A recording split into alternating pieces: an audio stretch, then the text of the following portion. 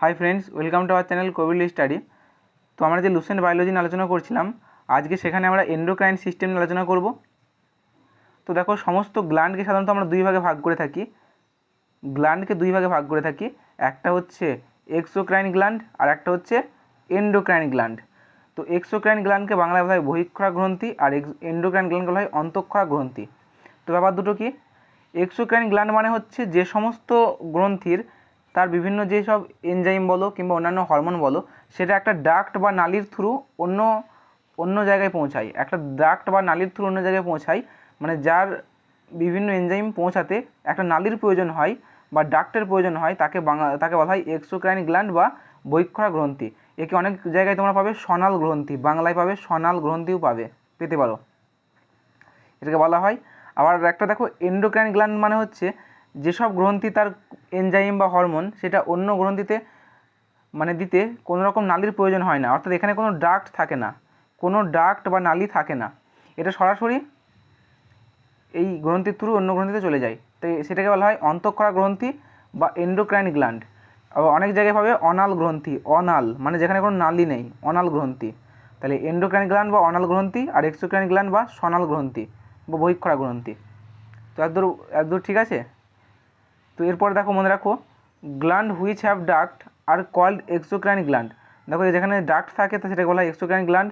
এবং এখান থেকে কী কী সিক্রেট হয়?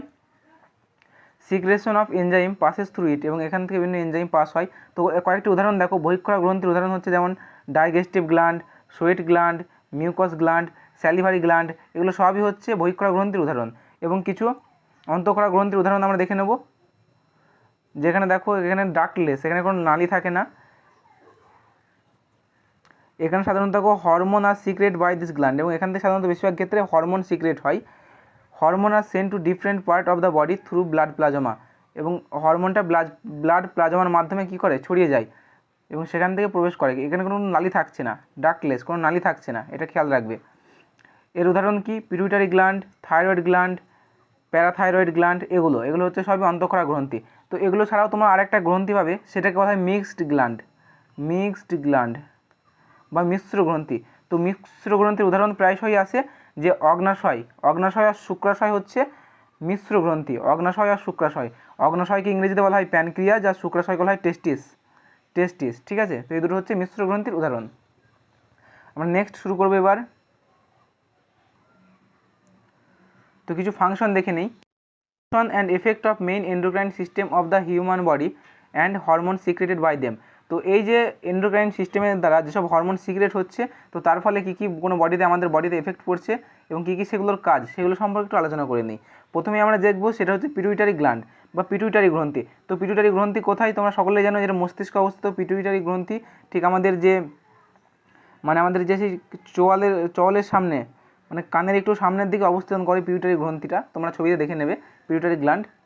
তো এটা কোথায় অবস্থিত দেখো, it is situated in a depreciation of sphenoid বোন।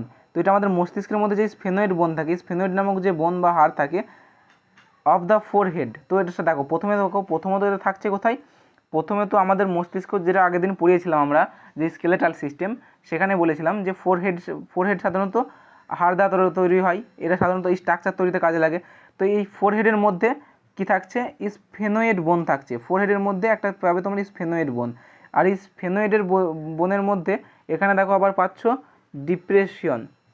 ডিপ্রেশন পাচ্ছ। ঠিক এই জায়গার মধ্যে পিটুইটারি গ্ল্যান্ড, এটা হচ্ছে লোকেশনটা দেওয়া আছে, পিটুইটারি গ্ল্যান্ড কোথায় অবস্থিত। তো অনেক জায়গায় পাবে তোমরা পিটুইটারি গ্ল্যান্ড কোথায় অবস্থিত, সেটা মস্তিষ্কে পাবে, সাধারণত অগ্র মস্তিষ্কে বলা হয় পিটুইটারি গ্রন্থির অবস্থান। দিস ইজ কল্ড সেল্লা টিউনিকা, এবং এটার আরেকটা নাম কি? সেল্লা টিউনিকা।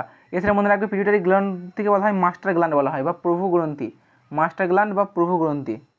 আর আগের দিন পড়েছিলাম হাইপোথ্যালামাস, সেটা হচ্ছে প্রভু গ্রন্থির প্রভু বা মাস্টার গ্ল্যান্ড বলা হয়, সেটা আগের দিন পড়েছিলাম, সেটাও ফোরহেড ব্রেইনে থাকে। এরপর দেখো, এর ওজন কত? পিটুইটারি গ্রন্থির ওজন হচ্ছে 0.6 গ্রাম এর ওজন, এবং এটাকে বলা হয় master gland.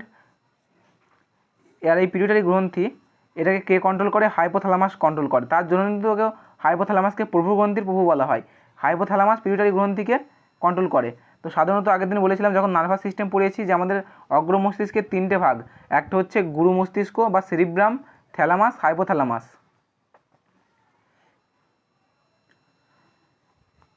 The function of hormone secret by pituitary gland, এবং এই দেখো পিউটারি গ্ল্যান্ড থেকে যেসব হরমোন সিক্রেট হচ্ছে সেগুলোর নাম সম্পর্কে জানবো এবং সেগুলোর ফাংশন কী কী সেগুলো সম্পর্কে একটু জেনে নিই।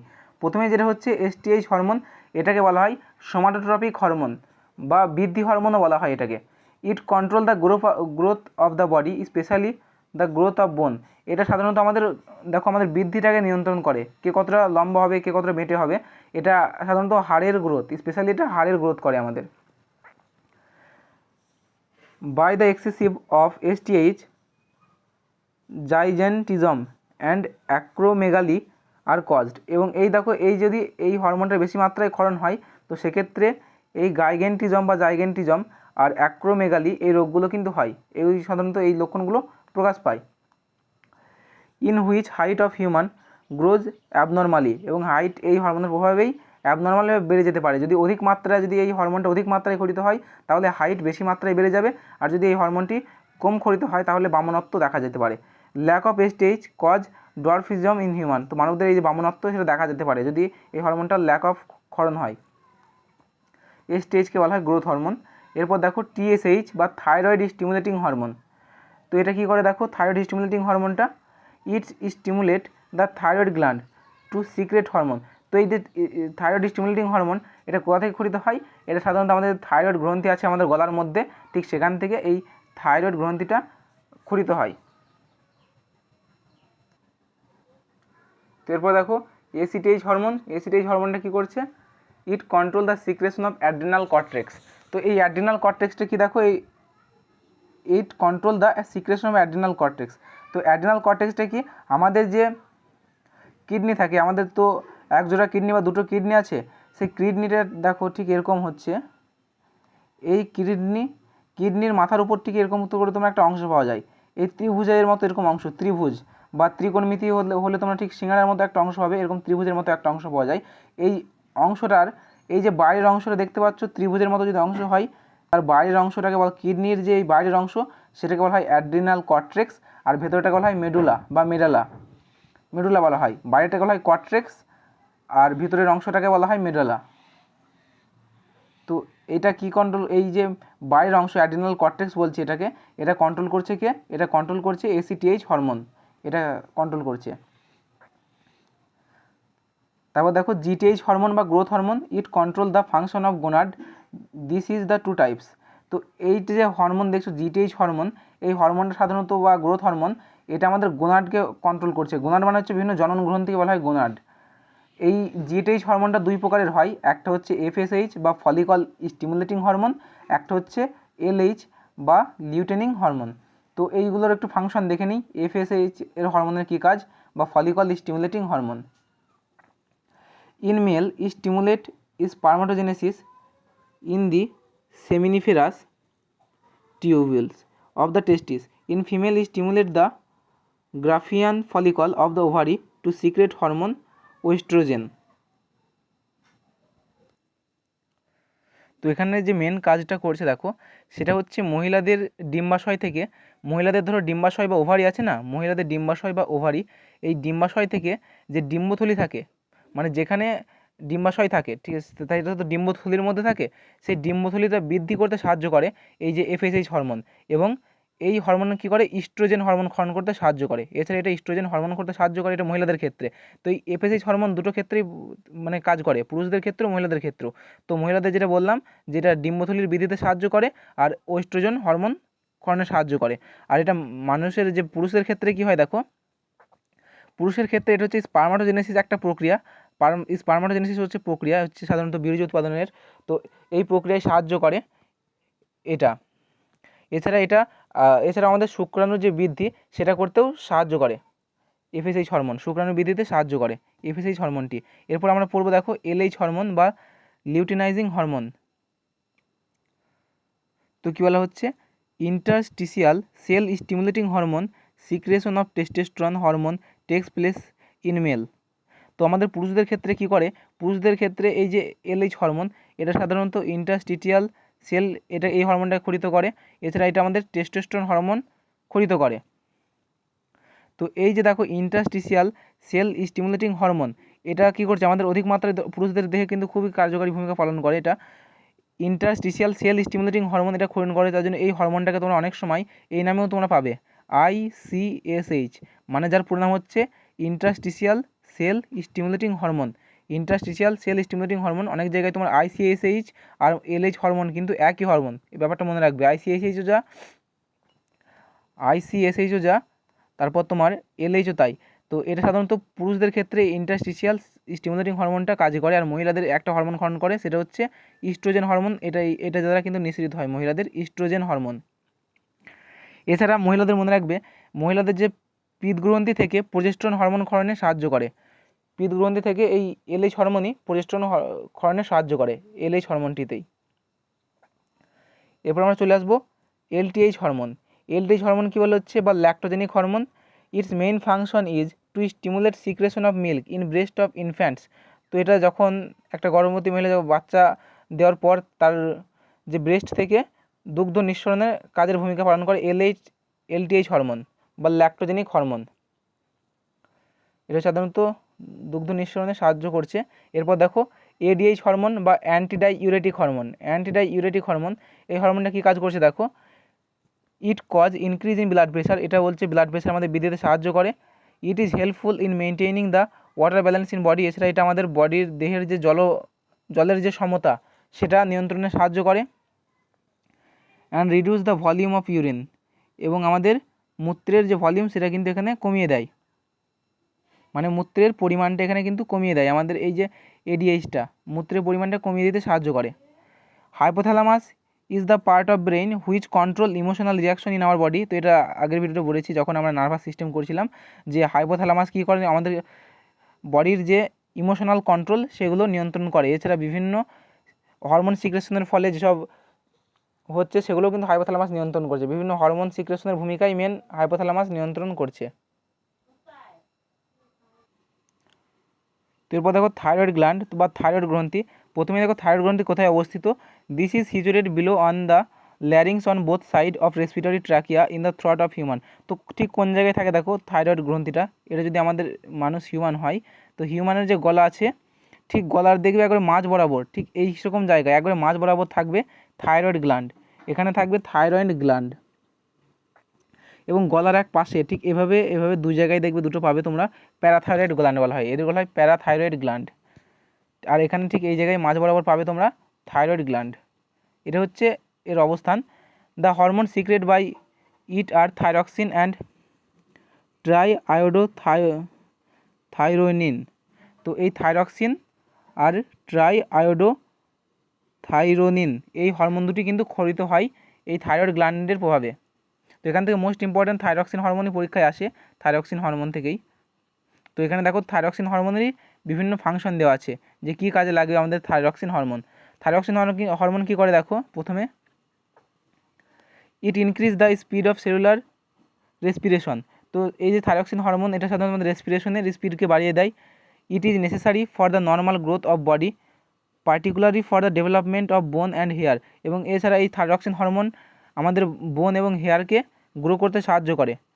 The normal function of reproductive organ depend on the activeness of thyroid gland. তো আমাদের বিভিন্ন রিপ্রোডাক্টিভ যেসব অর্গানগুলো আছে সেগুলো কিন্তু এই থাইরয়েড গ্ল্যান্ডের ওপর কিন্তু নির্ভর করে, সেটা কতটা অ্যাক্টিভ থাকবে কি না থাকবে। It controls the water balance of the body in coordination with the hormone of pituitary gland. তো এরপর দেখো, তো এটা আমাদের কী করছে, এটা যে জলের যে আমাদের ভারসাম্য ওয়াটার ব্যালেন্স সেটা কিন্তু ভূমিকা করতে থাইরক্সিন গুরুত্বপূর্ণ ভূমিকা পালন করছে। তো আগেই যেটা বললাম যে অ্যাড্রিনাল গ্ল্যান্ড আমাদের দেহের যে জলের ভারসাম্য রক্ষা করে, তো এটা কার সাথে কোঅর্ডিনেশন করে করছে, এই যে জলের ভারসাম্য রক্ষা করছে সেটা আমাদের যে পিটুইটারি গ্রন্থি থেকে যেসব হরমোন ক্ষরিত হয় পিটুইটারি গ্রন্থি থেকে, সেই হরমোনগুলির সাথে কোঅর্ডিনেশন করে জলের ভারসাম্য রক্ষা করছে এই গ্ল্যান্ড, থাইরক্সিন হরমোনটি। তো আমরা নেক্সট দেখব disease caused by the deficiency of thyroxine. Thyroxine হরমোনের অভাবে আমাদের বডিতে কী কী রোগ হয়। তো প্রথমেই যেটা হচ্ছে সেটা হচ্ছে ক্রেটিনিজম রোগটি কাদের হয়, সাধারণত এটা শিশুদের হয়। এই এফেক্টের ফলে কী হয় দেখো, সাধারণত চিলড্রেনদের জন্য হয়। এটা হচ্ছে মেন্টাল অ্যান্ড ফিজিক্যাল রিটার্ডনেস, অর্থাৎ তাদের যে শারীরিক এবং মানসিক বৃদ্ধি তাদের কিন্তু ঘটে না বাচ্চাদের। এরপর নেক্সট দেখো, নেক্সট হচ্ছে মিক্সিডেমা। মিক্সিডেমা কী রোগ? In this disease which normally attack during youth the metabolism does not take place properly which cause reduction in heartbeat and blood pressure. তো এই যে মিক্সিডেমা এই রোগটা সাধারণত আমাদের যুবকদের জন্য হয়। তো এই রোগের ক্ষেত্রে কি হয়, আমাদের যে মেটাবলিজম বা দেহের মধ্যে যে সব বিপাক ক্রিয়া হচ্ছে সেই বিপাক ক্রিয়াটা সঠিকভাবে সম্পন্ন হয় না, প্রপারলি হয় না বিপাক ক্রিয়াগুলো, এবং এর ফলে আমাদের যে হার্টবিট সেটা কমে যায় এবং ব্লাড প্রেশারও কমে যায় মিক্সিডেমা রোগের ক্ষেত্রে। এরপর আমরা নেক্সট রোগ যেটা পড়বো সেটা হচ্ছে হাইপোথাইরয়েডিজম। হাইপোথাইরয়েডিজম এই রোগটা কি দেখো, this disease is caused due to a chronic deficiency of thyroxine hormone. Due to this disease the normal reproduction is not possible. Sometimes due to its deficiency human become dumb and deaf. তো এই যে এই যে রোগটা দেখছো যে hypothyroidism, এই রোগটা কী হচ্ছে দেখো, এটা হচ্ছে একটা chronic deficiency of thyroxine hormone. মানে যদি থাইরক্সিন হরমোনের একটা দীর্ঘ সময়ব্যাপী যদি অভাব হতে থাকে, তো তার ফলে এই হাইপোথাইরয়েডিজম এই রোগটা হয়। তো এই রোগটা হওয়ার ফলে কি হয়, কোনো মানুষ ডাম্ব অ্যান্ড ডিফ হয়ে যায়, অর্থাৎ সে কালা এবং বোবা হয়ে যায় এই রোগটি দীর্ঘকাল ধরে হতে থাকলে। এই থাইরক্সিন হরমোনের দীর্ঘকাল থেকে যদি ঘাটতি দেখা যায় তো এই রোগটি হবে, এবং এর ফলে ডাম্ব এবং ডিফ হয়ে যাবে। এরপর আমরা দেখছি গয়টার রোগ। তো গয়টা সম্পর্কে আমরা সকলেই পরিচিত, যেটা হচ্ছে আয়োডিনের অভাবে একটা রোগ। এই রোগটি আয়োডিনের অভাবে হয়।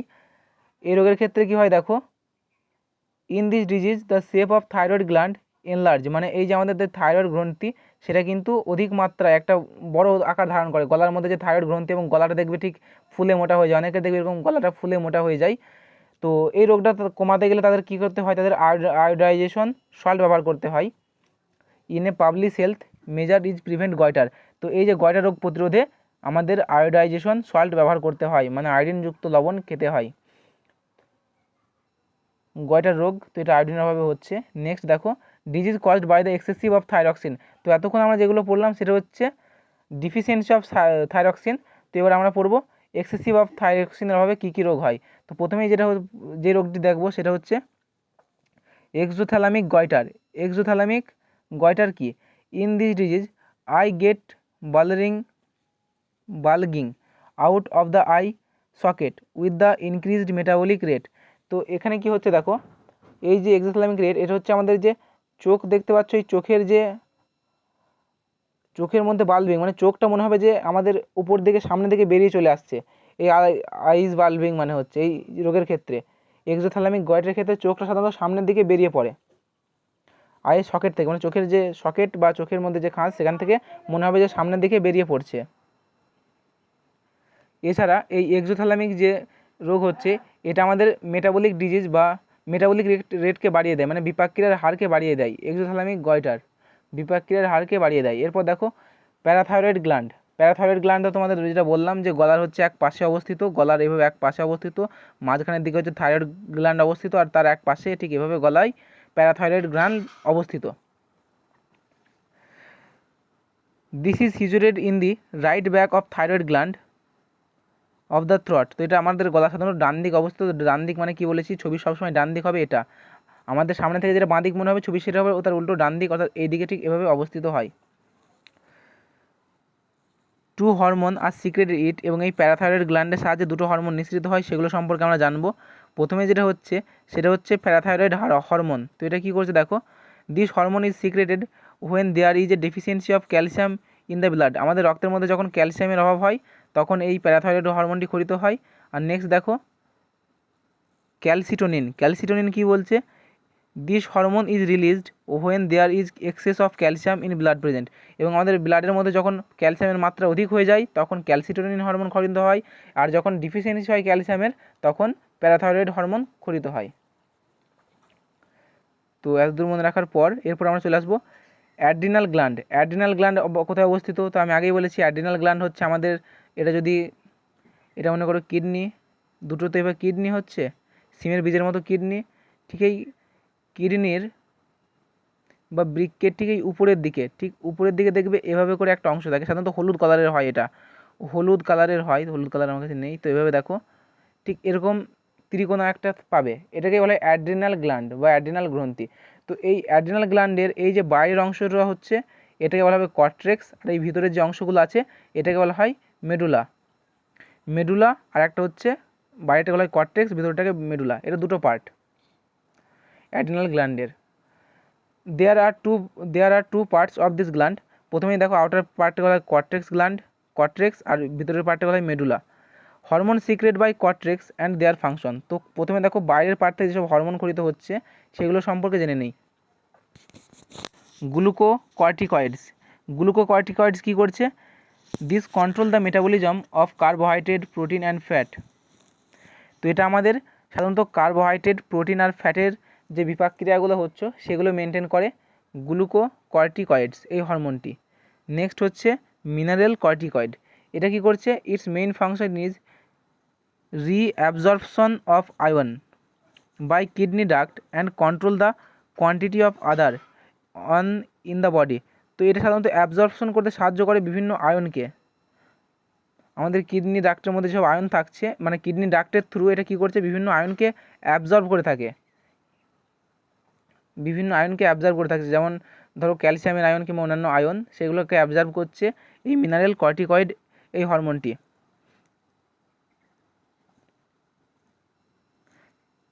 এবং এছাড়া অন্য কোনো মাত্রা যেসব আয়ন সেগুলোকেও কিন্তু এটা কন্ট্রোল করে থাকে। দ্য কোয়ান্টিটি তার যে যেন বেশি মাত্রায় না হয়ে যায় কিংবা কম মাত্রায় না হয়ে যায়, সেসব কন্ট্রোলের অন্য কোনো আয়নের যেসব আছে সেগুলোও কিন্তু কন্ট্রোল করতে সাহায্য করে এই মিনারেল কর্টিকয়েড। এছাড়া তোমাদের আরেকটা বলতে ভুলে গেছি যে থাইরয়েডের যে হরমোন আছে সেই থাইরয়েড হরমোনকে বলা হয় টি4 দ্বারাও তাকে চিহ্নিত করা হয় থাইরয়েড হরমোনকে। এরপর আমরা নেক্সট যেটা পড়বো সেটা হচ্ছে সেক্স হরমোন কী করছে? It control the sexual behaviour and secondary sexual characters. তো এই সেক্স হরমোন সাধারণত আমাদের যেসব সেক্সুয়াল অ্যাক্টিভিটি সেগুলোকে নিয়ন্ত্রণ করছে। এরপর কিছু নোটে দেওয়া আছে, দেখো অ্যাড্রিনাল গ্রন্থির মধ্যেই কিন্তু এই তিনটে হরমোন পেলাম আমরা, গ্লুকোকর্টিকয়েড, মিনারেল কর্টিকয়েড আর সেক্স হরমোন। এরপর নোটে কী কী দেওয়া আছে দেখা যাক।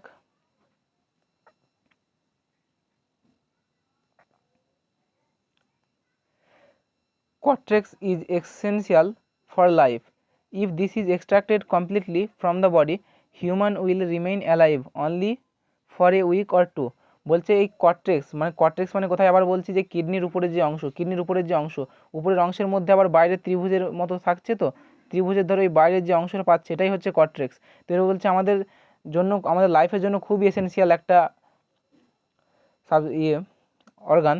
তো এই যে এটা যদি আমাদের বডি থেকে বের করে নেওয়া হয়, এক্সট্রাক্ট করে নেওয়া হয়, তাহলে একটা মানুষ বলছে 1 সপ্তাহ কি 2 সপ্তাহ বাঁচবে। In case of deformation of cortex, the process of metabolism gets disturbed.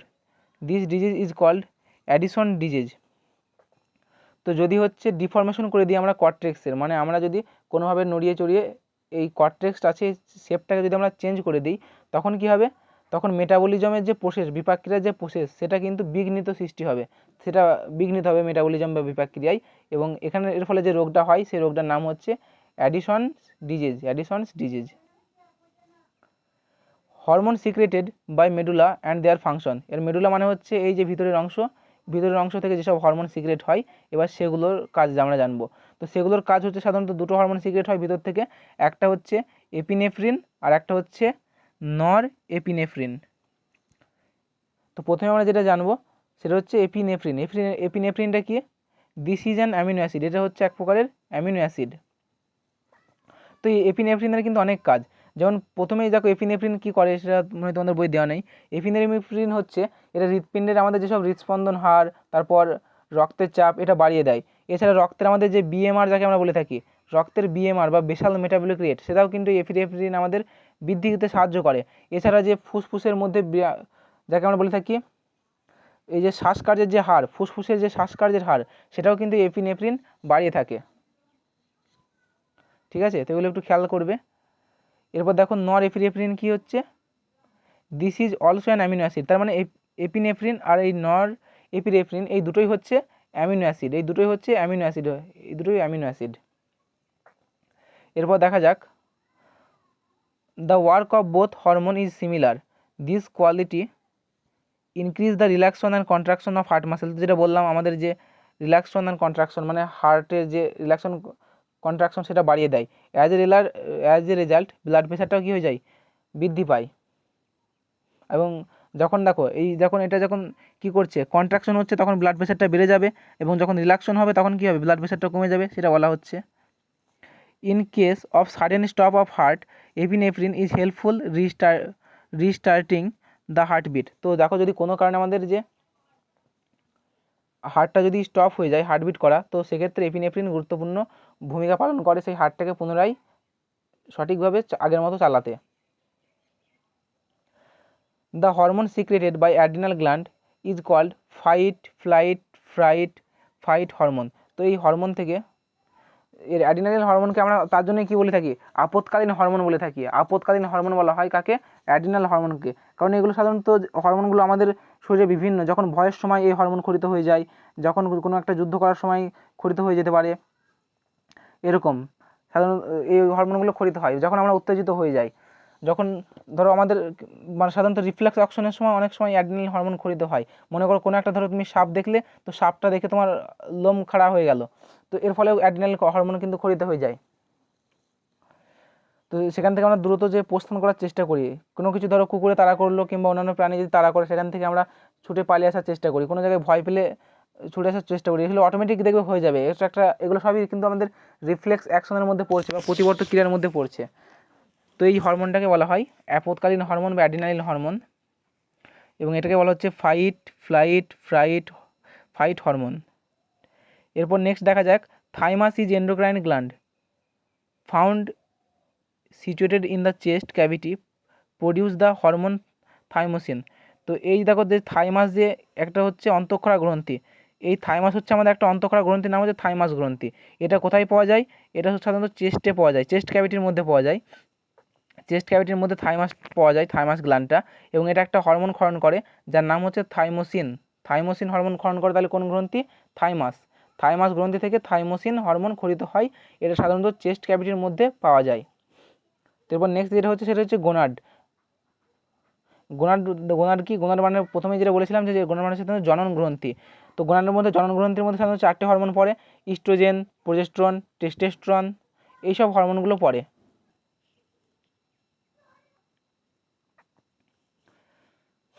তো দেখা যাক জনন গ্রন্থি সম্পর্কে। তো জনন গ্রন্থি সম্পর্কে প্রথমেই যেসব জনন গ্রন্থি থেকে যেসব হরমোন নিঃসৃত হয় সেটা হচ্ছে ইস্ট্রোজেন। তো ইস্ট্রোজেন কী করে, দেখো, it complete the development of reproductive organ. তো এটা হচ্ছে মহিলাদের সাধারণত যে রিপ্রোডাক্টিভ অর্গান সেগুলোর বৃদ্ধি করে। তো এগুলো দেখো অনেক কাজ আছে, এই যে ইস্ট্রোজেন হরমোন তার অনেক কাজ। সেটা সাধারণত কী করে, মহিলাদের জননাঙ্গের বৃদ্ধি করে। এছাড়া এটা হচ্ছে মহিলাদের যে সরু কণ্ঠস্বর হয়, তাছাড়া মসৃণ ও স্বল্প লোম বিশিষ্ট যে তাদের দেহের ত্বক হয়, সেগুলো সবই হচ্ছে ইস্ট্রোজেন বিশিষ্ট হরমোনের কাজ। এছাড়া যে মহিলাদের মেনস্ট্রুয়াল সাইকেল, সেগুলো কিন্তু সবই ইস্ট্রোজেন হরমোনের জন্য হচ্ছে। এছাড়া বিভিন্ন স্তনগ্রন্থির বৃদ্ধি, অস্থির বৃদ্ধি, প্রোটিন সংশ্লেষ, ফ্যাটের সঞ্চার, এগুলো সবই হচ্ছে ইস্ট্রোজেন হরমোন। তো এগুলোর অনেক কাজ আছে, লুসেন্ট বইয়ে খুব সংক্ষেপে দেওয়া আছে। এরপর দেখো প্রোজেস্টেরন হরমোন। তো প্রোজেস্টেরন হরমোনটা হচ্ছে সাধারণত একটা স্টেরয়েড জাতীয় হরমোন। আর এই হরমোন সাধারণত স্ত্রী যেহেতু যখন গর্ভাবস্থা হয়, তখন সেই গর্ভাবস্থায় এই হরমোনটি বেশ সাহায্য করে গর্ভাবস্থা বজায় রাখতে। এছাড়া এটা জরায়ুর বৃদ্ধি, যখন গর্ভাবস্থা থেকে যখন মানে সন্তান যখন জন্ম নেয়, তখন এই প্রোজেস্টেরন হরমোনটা খুবই কাজে লাগে। এটা সাধারণত কী করে, দেখো, uterus lining during ovarian cycle. তো এই হরমোনটা দেখো কী কী করছে। তো এছাড়া মনে রাখবে, এই যে প্রোজেস্টেরন হরমোন, এটা হচ্ছে যখন গর্ভাবস্থায় যেসব স্তনগ্রন্থির যে দুগ্ধক্ষরণকারী কোষ থাকে সেগুলোর বৃদ্ধি ঘটাতে সাহায্য করে এই প্রোজেস্টেরন হরমোন। তাছাড়া এই হরমোনটা আরেকটা তোমাদের জিনিসকে বন্ধ করে দেয়, সেটা হচ্ছে মেনস্ট্রুয়াল সাইকেলকে এটা হরমোনটা কিন্তু যখন বন্ধ করে দেয়, যখন প্রেগনেন্ট মহিলাদের ক্ষেত্রে সেটা মেনস্ট্রুয়াল সাইকেল বন্ধ করে দেয় এই প্রোজেস্টেরন হরমোন। তো সেগুলো এত ডিটেলসে তোমাদের দেওয়া নেই। তারপর দেখো রিল্যাক্সিন হরমোনটা কী কাজ, দেখো। তো এরপর হচ্ছে রিল্যাক্সিন হরমোন। তো রিল্যাক্সিন হরমোনটা কী করে, during pregnancy it is found in uterus and placenta. এটা কোথায় পাওয়া যায়? এটা সাধারণত ইউটেরাস আর প্লাসেন্টার মধ্যে পাওয়া যায়। প্লাসেন্টাকে বাংলা বলা হয় অমরা। অমরা। তো ইউটেরাস কোথায়, এগুলো তোমরা সব ছবিতে দেখতে পাবে, বা তোমাদের যদি কাছে যদি ক্লাস 12-এর বায়োলজি বই থাকে, ঠিক আছে, ক্লাস 12-এ যে সাঁতার দেখবে বায়োলজি বইয়ে খুব ভালোভাবে দেওয়া আছে সব ডিটেলস, সব বইয়ে। তো এই যে দেখছো রিল্যাক্সিং হরমোন, এর ফলে কী হয় দেখো, দিস হরমোন, তো দেখা যাক, this hormone smoothness and pubic symphysis and wideness and uterine curvix so that a child is delivered easily। তো এই যে রিল্যাক্সিন হরমোন, এটা সাধারণত মেন কাজ কি আমি বলে দিচ্ছি তোমাদের। রিল্যাক্সিন হরমোন হচ্ছে যে মহিলাদের গর্ভাবস্থায় যখন সেটা সন্তান জন্ম দেওয়ার সময় এই হরমোনটি যদি ক্ষরিত হয় তাহলে কিন্তু একটা বাচ্চা সহজেই ডেলিভার্ড হতে পারে। কিন্তু এই হরমোনে যদি ডেফিসিয়েন্সি দেখা যায়, রিল্যাক্সিন হরমোন, সেক্ষেত্রে মহিলারা কিন্তু নর্মালভাবে বাচ্চা মানে সহজে জন্ম হতে পারে না, ডেলিভার্ড হয় না। তো এখনকার ডক্টররা কী করছে, এখনকার ডাক্তাররা এই যে বিভিন্ন মেডিসিন প্রয়োগের ফলে, দেখো এখনকার গর্ভবতী মহিলা প্রথম থেকে মেডিসিন নিচ্ছে, তো তার ফলে মেডিসিন নেওয়ার ফলে কী করে ডক্টররা এই রিল্যাক্সিন হরমোনটাকে কমিয়ে দেয় মেডিসিন দেওয়ার ফলে, এবং তার ফলে কী হয়, বাধ্য হয়ে শেষমেশ সিজার করতেই হয়। সিজার না করে তখন বাচ্চা নর্মালি ডেলিভার হওয়ার চান্স কমে যায়।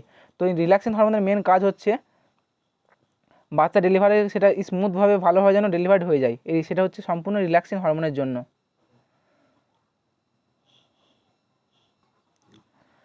তো এখানে দেখো আরেকটা হরমোন দেওয়া আছে, সেটা হচ্ছে অক্সিটোসিন। তো এখানে দেখো অক্সিটোসিন হরমোন কী করে, অক্সিটোসিন হরমোন সাধারণত প্রধান কাজ করে এটা হচ্ছে যে মানে যে মিল্কটাকে, সেটা হচ্ছে মিল্ক সিক্রেশনে একটা গুরুত্বপূর্ণ ভূমিকা পালন করে এই অক্সিটোসিন হরমোন। তো এটা কোথা থেকে মিল্ক ক্ষরণ করে, এটা হচ্ছে ম্যামারি গ্ল্যান্ড থেকে ক্ষরণ করে। এর কার সাহায্যে, হাইপোথ্যালামাস। দেখো সব কিছুতে হাইপোথ্যালামাস কিন্তু মেন, হাইপোথ্যালামাস সেখানে নির্দেশ দিলে তবে সেখানে ম্যামারি গ্ল্যান্ড থেকে মিল্ক রিলিজ হবে এই অক্সিটোসিন হরমোনের জন্য। এরপর দেখো, এরপর হচ্ছে টেস্টিস। তো টেস্টিস কী করছে দেখো, টেস্টিস হচ্ছে this hormone secret by it is called testosterone. তো এই যে টেস্টিস, এখান থেকে সাধারণত টেস্টোস্টেরন নামক হরমোন ক্ষরিত হয়।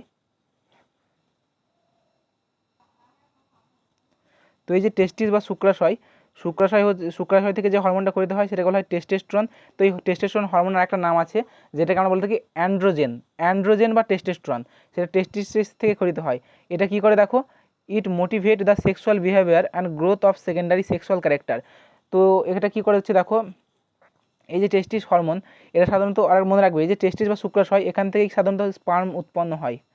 আমাদের পুরুষদের যে স্পার্ম সেটা কিন্তু টেস্টিস থেকে উৎপন্ন হয়। তো আমরা সকলেই জানি আমাদের এক জোড়া বা দুটো টেস্ট থাকে, এখান থেকে স্পার্ম উৎপন্ন হয় দুটো জোড়া টেস্টিস থেকে, এবং সেখান থেকে একটা টিউবের সাহায্যে বা নালীর সাহায্যে সেটা সংলগ্ন থাকে পেনিসের সাথে। তো এখান থেকে তোমরা দেখে নেবে। এবং এটা দেখো কী করে, আমাদের যে বিভিন্ন সেকেন্ডারি সেক্সুয়াল ক্যারেক্টার এটা গ্রো করতে সাহায্য করে। তো যাদের ক্ষেত্রে এই যে টেস্টোস্টেরন হরমোন কমে যায় তাদের ক্ষেত্রে সেকেন্ডারি সেক্সুয়াল হরমোন সেভাবে প্রকাশ পায় না। সেকেন্ডারি সেক্সুয়াল হরমোনের মধ্যে মানে ক্যারেক্টারের মধ্যে কী কী পড়ছে দেখো, সেকেন্ডারি সেক্সুয়াল ক্যারেক্টারের মধ্যে বলতে গেলে সাধারণত সেকেন্ডারি ক্যারেক্টারের মধ্যে